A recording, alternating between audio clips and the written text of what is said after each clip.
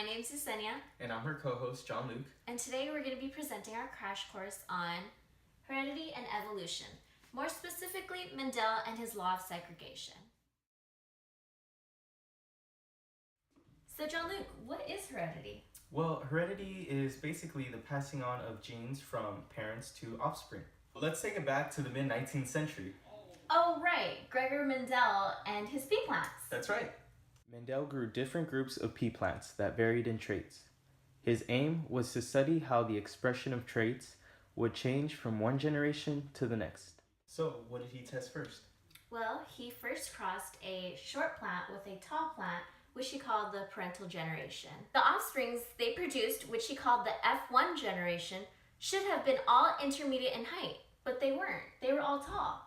So this is where it gets tricky. Mendel decides to take it a step further by letting the F1 plant self-fertilize to produce a second generation.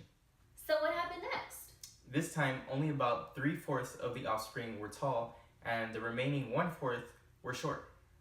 So that's weird. The short trait that completely disappeared in the F1 generation reappeared in the F2 generation? Right. So Mendel realized that the members of a pair of units that controlled a trait somehow separated into different sex cells and were again united with another member during fertilization of the egg. This is Mendel's first principle of inheritance, known as the principle of segregation. But that doesn't explain why the short trait completely disappeared in the F1 generation.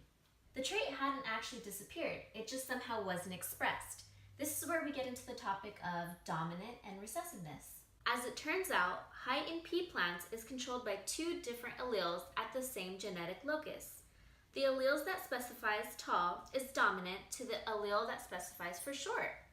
In Mendel's experiment, all the parent plants had two copies of the same allele, either dominant or recessive, depending on whether they were short or tall. When two copies of the same allele are present, the individual is said to be homozygous. This means that all the tall parent plants were homozygous for the dominant allele, and all the short parent plants were homozygous for the recessive allele. This explains why crossing tall plants with tall plants produced only tall offspring. Likewise, crosses between short plants produced only short offspring. All the plants in the parent generation had the same allele at the height locus. However, all the F1 plants inherited one allele from each parent. Therefore, they all inherited two different alleles at the height locus.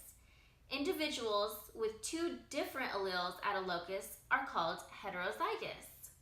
Usually, dominant traits are represented by capital letters, and recessive traits are represented by lowercase letters. Right, so in this case, we'll use the letter T. Two capital T's will result in a homozygous tall plant.